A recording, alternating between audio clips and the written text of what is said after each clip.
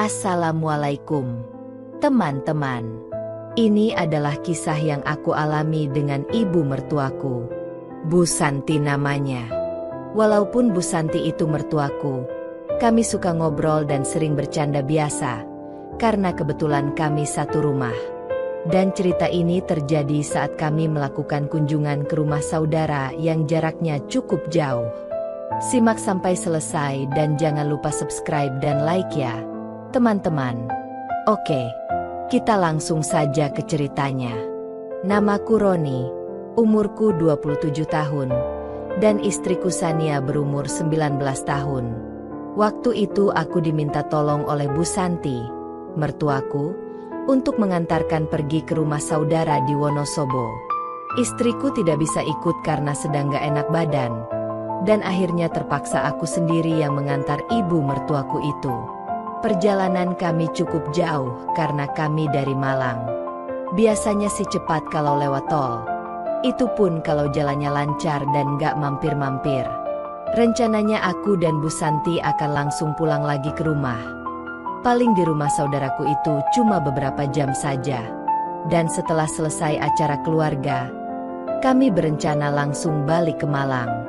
Sesampainya di rumah saudara, ternyata anggota keluarga pas pada berkumpul di sana. Banyak di antara saudara perempuan yang lama tidak bertemu dengan Bu Santi mengatakan kalau ibu mertuaku itu awet muda. Memang, kecantikan Bu Santi sudah tidak diragukan lagi. Malah masih lebih cantik dan menarik Bu Santi jika dibandingkan dengan para wanita yang 10 tahun lebih muda darinya. Sebenarnya Bu Santi itu sudah berumur 40 tahun. Tapi mataku ini serasa nyaman aja kalau lihat perawakannya yang proporsional. Mungkin karena Bu Santi selalu menjaga kesehatan dan tidak pernah melupakan yang namanya olahraga. Kalau di rumah, Bu Santi terlihat selalu merawat dirinya agar tetap segar, cantik, dan kelihatan menarik. Tepat pukul 8 malam, aku sama Bu Santi pamitan sama keluarga besar untuk pulang ke Malang. Maklumlah, karena rumah kami sangatlah jauh, dan bila tidak ada halangan mungkin kami berdua akan sampai di rumah sekitar pukul 2 dini hari. 1 jam kemudian, tepatnya pukul 9 malam, kami telah meninggalkan rumah saudara kami itu dan aku pun langsung ngebut. Dalam perjalanan pulang, tiba-tiba Bu Santi mengingatkanku, "Hati-hati, jangan terlalu ngebut ya, Roni. Jalannya licin." Loh, betul banget kata Bu Santi, karena saat itu hujan mulai turun, dan apalagi sudah mendekati daerah Bandungan dan jalanan mulai berkabut. Beberapa saat kemudian, tiba-tiba mobil terasa agak oleng. Aku terpaksa pinggirin mobil dan keluar buat cek kondisi ban. "Aduh, Bu, ban depan bocor nih," kataku. Dengan santai Bu Santi menjawab, "Jalanin aja mobilnya. Paksa jalan aja cari hotel terdekat. Takutnya di sini sepi. Udah malam. Bisa-bisa kita repot kalau ada orang jahat. Mana kondisi hujan juga."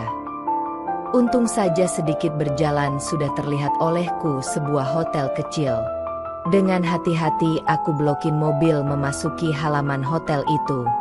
Sebelum kami keluar dari mobil, Bu Santi berkata, "Roni, kalau ban mobilnya kempes dan gak ada tukang tambal, terpaksa kita harus menginap. Besok pagi saja perjalanan kita lanjutkan." Mendengar rencananya itu, aku pun hanya mengangguk, karena memang keadaanlah yang mengharuskan kami untuk singgah di hotel itu. Dan tidak lama setelah aku berhenti, kami berdua dijemput dan diantar penjaga hotel ke resepsionis. Ternyata hotel itu cuma tersisa 1 kamar aja, dan terpaksa harus nginep di situ karena kondisi mobil tidak memungkinkan.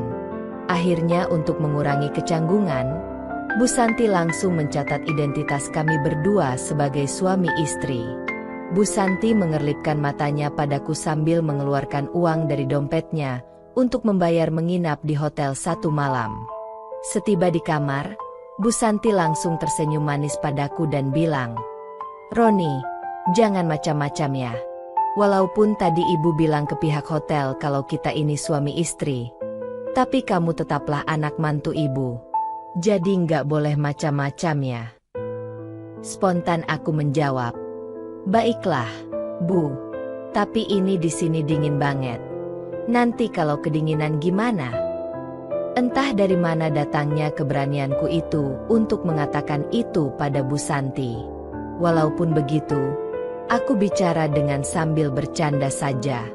Tetapi kalau dipikir-pikir, wah bisa kacau pikiranku tinggal di satu kamar sama Bu Santi yang cantik dan menawan. Ini pasti dugaan orang-orang. Kalau bukan suami istri yang kemalaman, pastilah kekasihnya.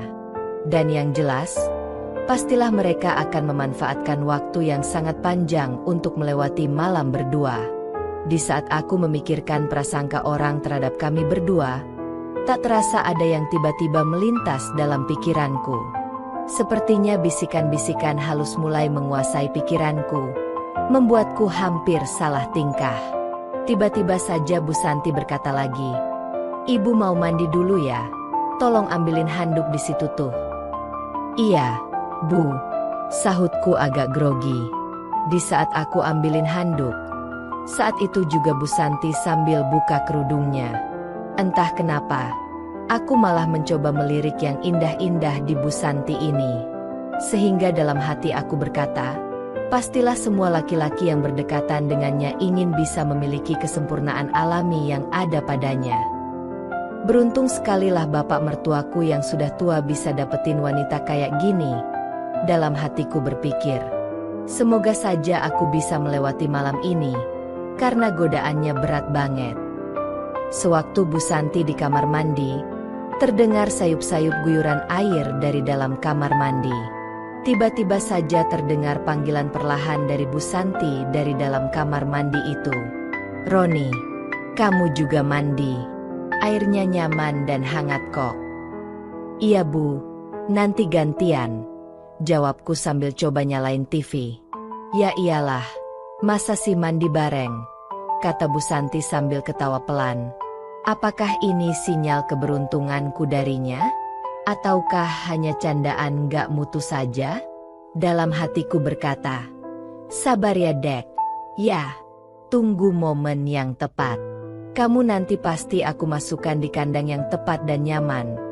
Pikirku sambil nuangin teh hangat dengan pikiran yang mulai ngelantur. Beberapa saat kemudian, Bu Santi keluar dari kamar mandi dengan berhanduk tebal. Bu Santi langsung menuju spring bed dan langsung masuk ke dalam selimut yang tebal yang udah disiapin sama pihak hotel. Selanjutnya Bu Santi berkata, "Sana, gantian kamu yang mandi. Ibu mau tidur duluan. Udah ngantuk." Aku pun langsung menjawab, "Roni nggak jadi mandi, Bu. Besok pagi aja sekalian mandinya." Sebenarnya jawaban ini sudah aku persiapkan dari tadi, dengan tujuan agar bisa cepat-cepat tidur alias lebih cepat tidur di samping Bu Santi.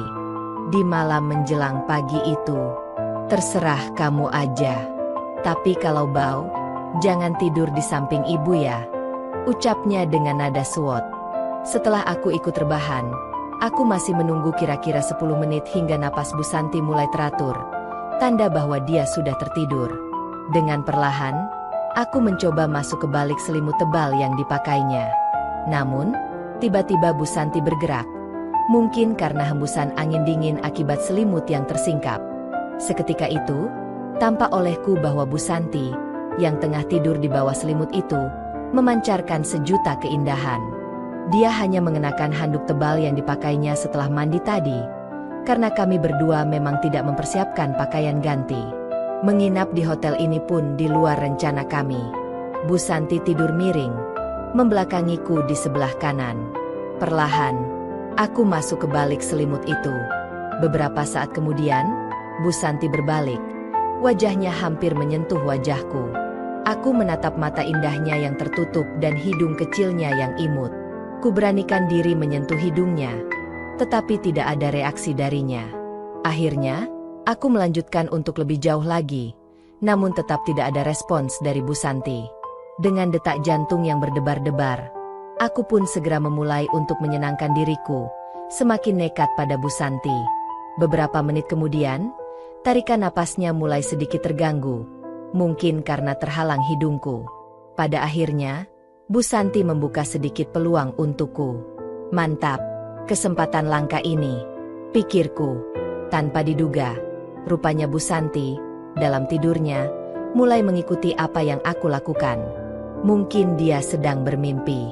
Tentu saja, dengan adanya tanda-tanda itu, keberanianku bertambah untuk semakin meningkatkan suasana agar lebih menyenangkan. Untuk pertama kalinya, aku bisa begitu dekat dengan Bu Santi, membuatku makin tak karuan. Dalam hati, sempat terpikir, apakah Bu Santi sedang bermimpi tentang suaminya, atau hanya pura-pura tidur? Namun, aku tidak mencari jawaban atas pertanyaan itu. Yang kucari adalah bagaimana caranya agar aku sukses malam ini, mewujudkan cita-citaku selama ini dengan Bu Santi. Perlahan tapi pasti, Bu Santi mulai bergerak, dan itu semakin membuatku senang. Semangatku bertambah. Dengan perlahan, aku menarik tubuhnya agar posisinya tidak miring, lalu melanjutkan percobaan yang lebih jauh lagi. Aku semakin lupa segalanya. Lupa bahwa yang bersamaku adalah ibu mertuaku. Semangatku makin tinggi saat itu. Tiba-tiba, Bu Santi terbangun. "Hei, Roni, kamu ngapain? Nggak boleh kayak gini." "Ya," katanya. "Maaf, Bu, aku lagi nggak bisa tidur. Apalagi kalau dekat sama ibu," jawabku. Bu Santi kembali terdiam agak lama, lalu berbalik membelakangiku. Tak lama setelah itu, dia berkata lagi, "Roni, kamu jangan gitu caranya. Jangan sampai ibu keganggu. Lah, biar sama-sama nyaman. Kamu jangan kerasa kerusuk." Ungkapan itu kurang ku mengerti. Apakah yang tadi kulakukan dibenarkan, tapi tidak boleh kerasa kerusuk? Apa maksudnya? Namun, saat itu aku tak punya kesempatan untuk berpikir mencari jawabannya. Aku lebih memilih fokus pada bagaimana cara membuat sinyal-sinyal kecil dari Bu Santi menjadi semakin kuat hingga semuanya lancar. Aku tak berani lagi bicara macam-macam. Dengan perasaan tak karuan, aku memberanikan diri menjawab singkat. "Maafin Roni." "Ya, Bu," sambil menatap punggungnya. "Entah sudah berapa lama kami berdua terdiam. Aku ini ibu mertuamu.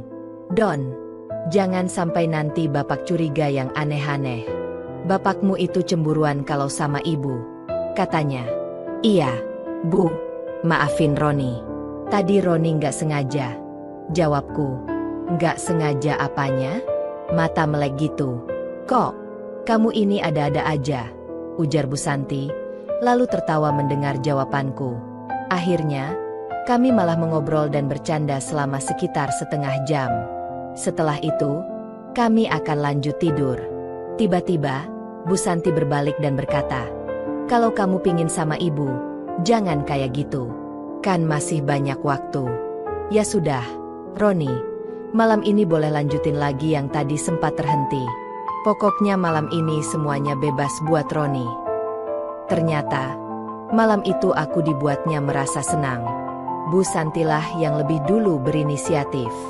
Kali ini, rasanya jauh lebih nyata dibandingkan saat dia tertidur tadi, karena kini Bu Santi dalam kondisi sadar, sesadar-sadarnya. Dia melanjutkan dengan cara yang lembut dan perlahan. Di malam yang sejuk dan penuh keindahan itu, semuanya berlangsung dengan saling kerjasama, saling membantu untuk mencapai satu tujuan yang membuat siapapun lupa akan segalanya. Begitu pula bagiku dan Bu Santi. Sesaat, kami lupa bahwa yang terjadi adalah antara mertua dan menantu, yang orang katakan sangatlah tidak benar. Namun, justru itulah yang menambah suasana makin seru dan penuh dengan romantisme. Oke, sampai di sini dulu ceritaku dengan Bu Santi. Sampai jumpa di video selanjutnya. Terima kasih.